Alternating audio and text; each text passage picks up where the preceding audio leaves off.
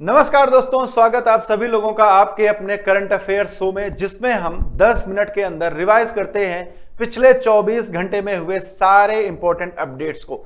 तो शुरू किया जाएगा इस सेशन को पहली न्यूज के साथ, और पहली न्यूज है एयर क्वालिटी इंडेक्स के बारे में।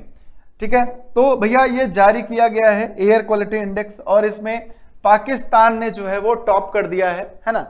तो दुनिया का सबसे प्रदूषित देश अगर हम बात करें फर्स्ट पर कौन है, तो फर्स्ट पर आपका पाकिस्तान आ जाता है, आपका नहीं उनका। ठीक है, तो पहले नंबर पर कौन है? पाकिस्तान है ना। भारत का जो इसमें रैंक है, भारत की जो रैंक है, भारत ने इसमें 6ठा स्थान हासिल किया है। भारत पूरी दुनिया का 6ठा सबसे ज्यादा प्रदूषित देश हो जाता है। फिर अगर बात करें दुनिया के सबसे प्रदूषित शहरों के बारे में, तो भारत का पहला है। ठीक है, भारत का एक शहर है जिसका नाम है लूनी, है ना। लूनी कहां पर है? ये भैया यूपी में है, उत्तर प्रदेश में है। और अगर बात करें भैया हम अपने राजधानी दिल्ली की, तो दिल्ली कौन से स्थान पर है? दिल्ली हमारी चौथे स्थान पर है। तो भारत की जो राजधानी है वो पूरे विश्व की चौथा सबसे प्रदूषित शहर हो चुका है। ठीक है, तो ये सारी चीजें हैं। अब इसको जो हम मापन करते हैं, उसके मापन का सबसे बढ़िया तरीका कौन सा होता है? 2.5 ppm को नापना, है ना। पार्टिकल पर, है ना, पार्टिकल पर मॉलिक्यूल जो नापा जाता है, ppm जो नापा जाता है, पार्टिकुलेट मैटर, pm 2.5 जो है इसको नापा जाता है। और जो इसका स्तर होता है, ठीक है, नॉर्मल है या फिर संतोषजनक है या फिर खतरनाक है या फिर बहुत खतरनाक है। और जब बहुत खतरनाक पार हो जाता है तो वहां की कंडीशन ऐसा माना जाता है कि अब वो रहने लायक नहीं है। तो इसको जारी किया गया।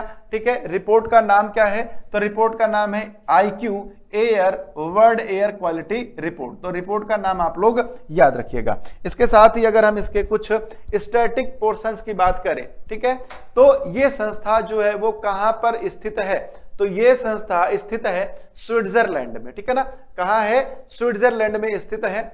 और जो हमारा WHO है, वर्ल्ड हेल्थ ऑर्गेनाइजेशन, ठीक है, तो वर्ल्ड हेल्थ ऑर्गेनाइजेशन के अनुसार, ठीक है ना, वर्ल्ड हेल्थ ऑर्गेनाइजेशन, वैश्विक स्वास्थ्य संगठन के अनुसार जो हमारी एयर है, जो हमारी हवा है, वायु है, उसमें 2.5 जो PM 2.5 है, इसका स्तर 5, है ना, 5 से ज्यादा नहीं होना चाहिए। ठीक है, कितना? इसका स्तर जो है वो 5, है ना, 5 से ज्यादा नहीं होना चाहिए। अगर इससे ज्यादा होता है तो वहां की जो वायु है वो श्वसन योग्य नहीं मानी जाती है। हम लोग कहाँ हैं? हम लोग 400, 405, 500, 700 तक पहुंचते रहते हैं। ठीक है ना। चलिए, तो ये क्या है? WHO मानक निर्धारित किया गया है, कितना?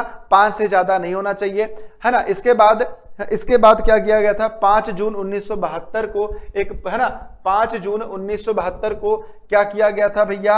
हम 5 जून 1972 को स्थापित किए थे संयुक्त राष्ट्र पर्यावरण कार्यक्रम UNEP। और ये इसी दिन हम क्या मनाते हैं? पर्यावरण दिवस भी मनाते हैं। अगर हम बात करें इसके मुख्यालय की, तो ये मुख्यालय कहां पर स्थित है? नैरोबी, केन्या में स्थित है। अब देखो, हम 2.5 को ही क्यों नापते हैं, है ना, इसी को क्यों नापा जाता है? क्योंकि ये इतना छोटा होता है, इतना माइक्रो होता है। देखिए यहां पर क्या है? म्यू लिखा है ना, इसका मतलब क्या हुआ? माइक्रोग्राम। ठीक है, तो ये इतना माइक्रो होता है, इतना छोटा होता है कि ये सांस लेने पर, श्वसन के द्वारा ही, सामान्य सांस लेने पर आपकी नाक से होता हुआ, आपकी श्वास नली से होता हुआ, ये आपके फेफड़ों में और यहां तक कि आपके ब्लड में चला जाता है। तो इसीलिए हम इसको यहां पर नापते हैं, यही सबसे खतरनाक माना जाता है। तो ये श्वसन के रास्ते कहां जाएगा? आपके फेफड़ों में जाता है। फेफड़ों से फिर कहां जाएगा? ये आपके रक्त वाहिकाओं में चला जाता है। ठीक है, ब्लड वेसल्स जो होती हैं, रक्त वाहिका में भी ये प्रवेश कर जाता है। ठीक है, चलो अब यहां पर बात करें दुनिया का सबसे प्रदूषित शहर, मैंने आपको बताया लोनी उत्तर प्रदेश का है। इसके पहले क्या था भैया? इसके पहले दिल्ली थी। अब लोनी ने क्या किया है? दिल्ली को भी पीछे छोड़ दिया है।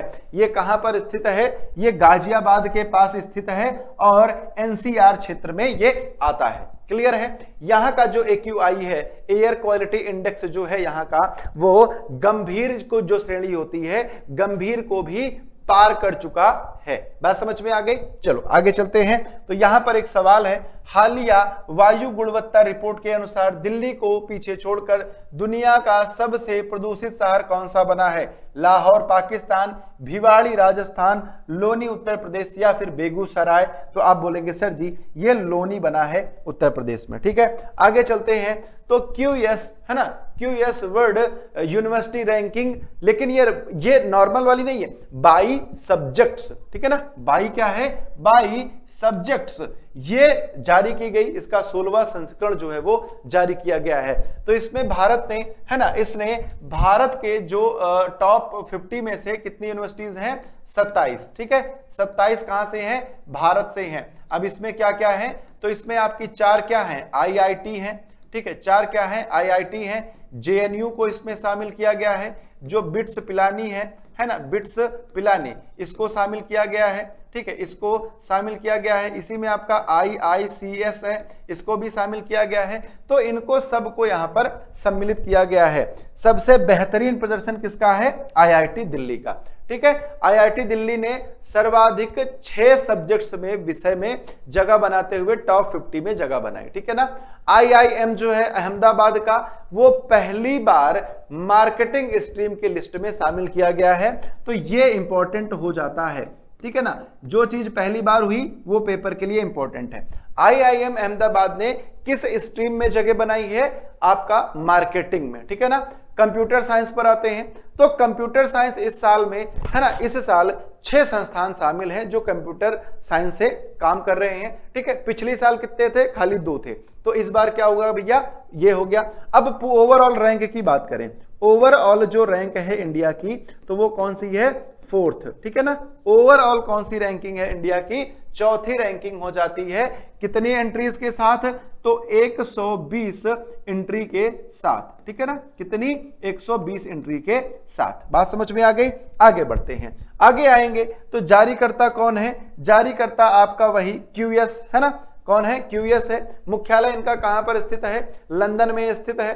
ठीक है, और ये लगभग 100 देशों की लगभग 2000 यूनिवर्सिटीज जो हैं उनको निकालते हैं ये, और उसमें रैंकिंग की जाती है। ठीक है, भारत के टॉप कौन कौन से हैं? IIT दिल्ली, IIT बॉम्बे और IIT मद्रास। तो ठीक है, कैसे याद रखोगे? आप याद रखोगे D, B और M।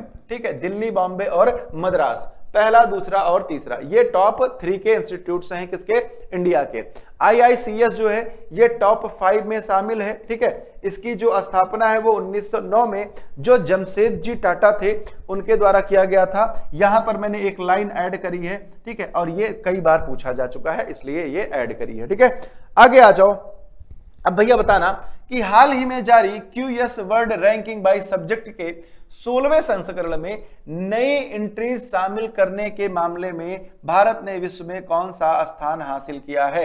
इसको सब आप सारे बच्चे क्या करोगे? आप सारे बच्चे इसको कमेंट में मुझे आंसर करके बताओगे।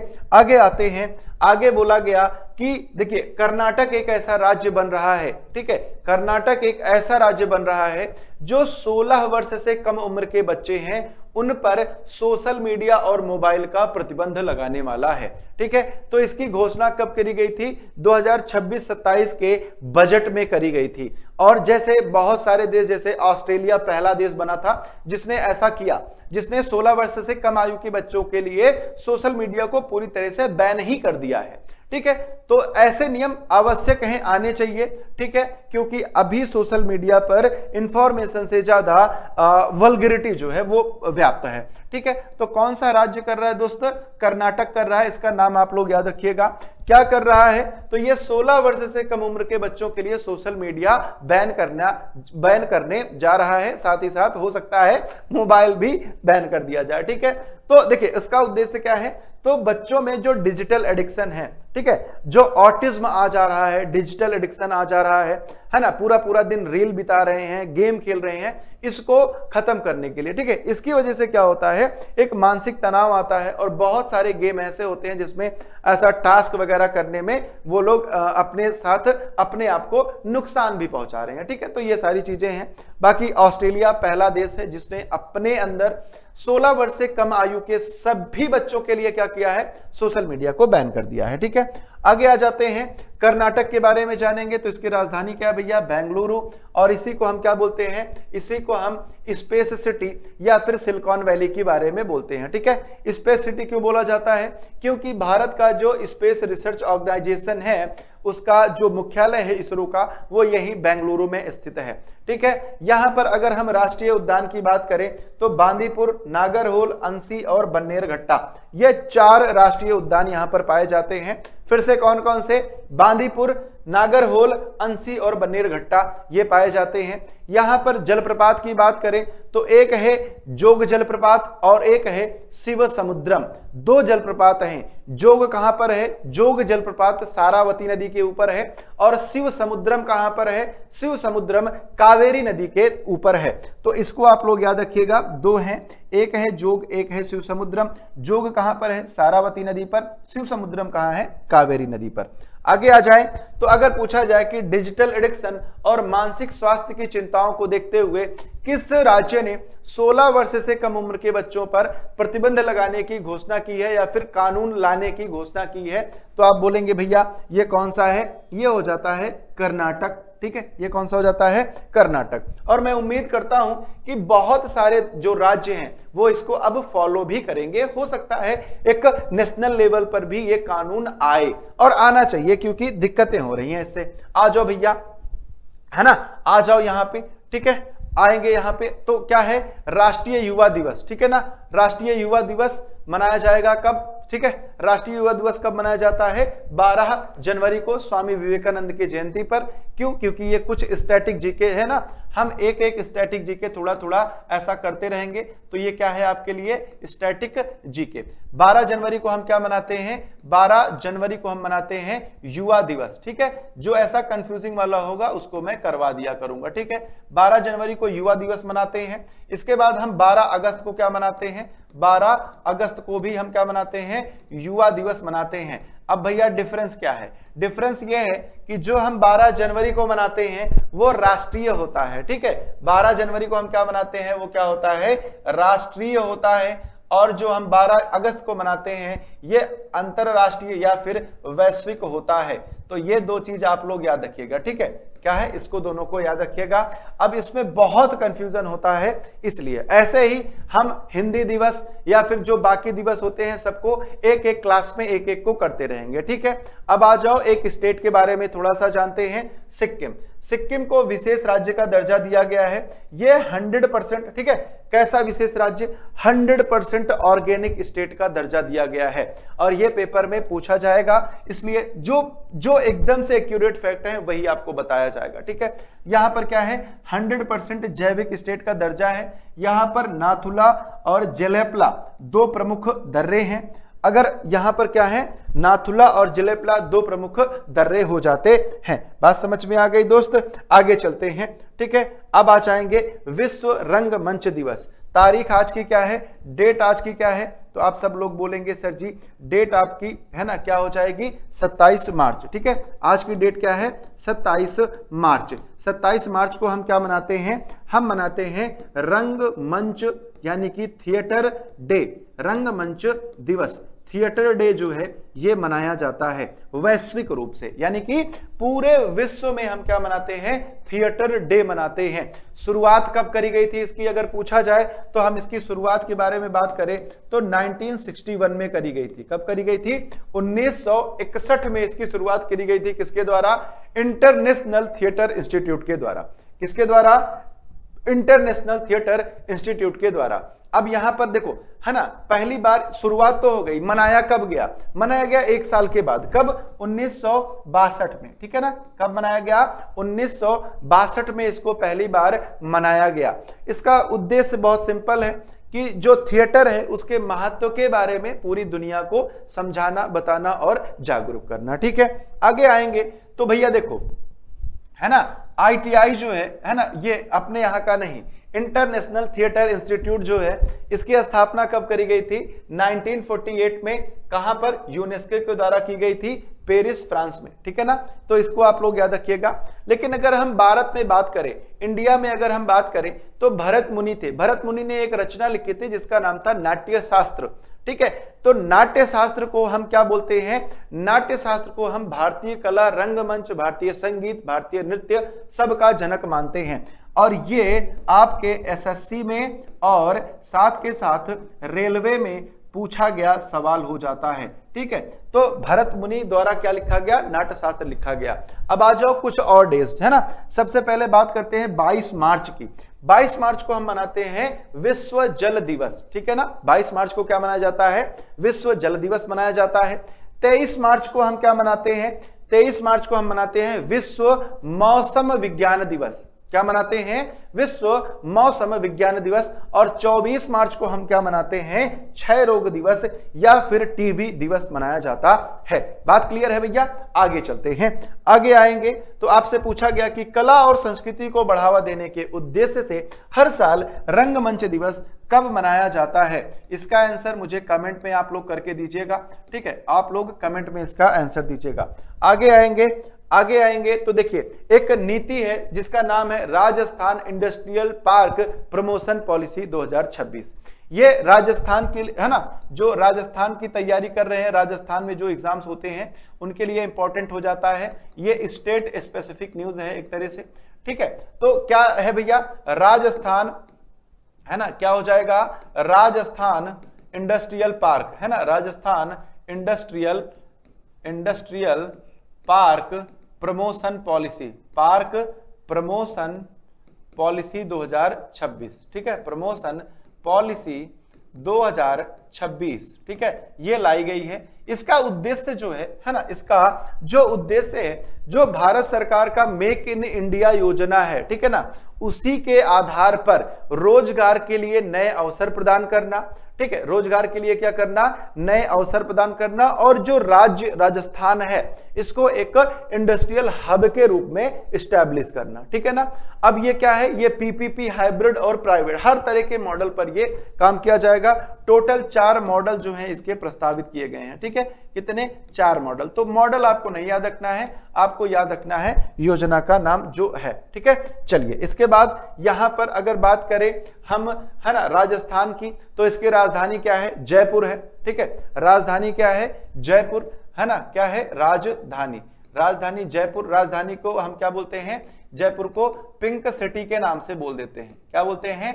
पिंक सिटी के नाम से बोला जाता है। यहां पर एक बहुत इंपॉर्टेंट पर्वतमाला है जिसको लेकर के अभी बहुत सारी, है ना, कंट्रोवर्सीज भी हुई थी। एक कानून आया था केंद्र सरकार का, उसके बाद बहुत सारे बदलाव हुए। इसको हम क्या बोलते हैं? अरावली पर्वत श्रृंखला। ठीक है ना। क्या है? अरावली क्या है? प्राचीनतम पर्वत श्रृंखला है, सबसे प्राचीन है, सबसे पुरानी है। ठीक है, क्या है? प्राचीनतम है। और अभी ये क्या है? अवशिष्ट पर्वत बचा हुआ है। ठीक है, इसको हम क्या बोलते हैं? अवशिष्ट पर्वत बोलते हैं, अपशिष्ट पर्वत बोलते हैं। ठीक है, ये क्या है? धीरे धीरे खत्म हो रही है। ठीक है, अब यहां पर अगर बात करें प्रमुख राष्ट्रीय उद्यान की, तो रणथंभौर, केवलादेव और सरिस्का। ठीक है ना। कौन कौन से हैं? रणथंभौर, केवलादेव और सरिस्का। सरिस्का पक्षी अभ्यारण्य है, रणथंभौर और कमलादेव क्या है? वो नेशनल पार्क हैं, राष्ट्रीय उद्यान है। तो ये यहाँ पर स्थित हैं। 2 बहुत इंपॉर्टेंट झील हो जाती है, एक झील है सांभर झील और एक है पुष्कर झील। तो ये दोनों झीलें भी कहाँ हैं? राजस्थान में स्थित हो जाती हैं। अब इसके साथ ही अगर आप रेलवे और एसएससी दोनों की तैयारी कर रहे हैं तो आपके पास है उत्कर्ष का मास्टर पास, जिसको लेकर के आप रेलवे और एसएससी दोनों की तैयारी एक साथ कर सकते हैं। वीडियो कैसी लगी कमेंट में जरूर बताइएगा और आपके जो क्वेश्चंस है उसका आंसर भी जरूर कीजिएगा। मिलता हूं आपसे अगले करंट अफेयर के धमाकेदार शो में। तब तक के लिए आप सभी लोगों को प्यार भरा नमस्कार। जय हिंद, जय भारत।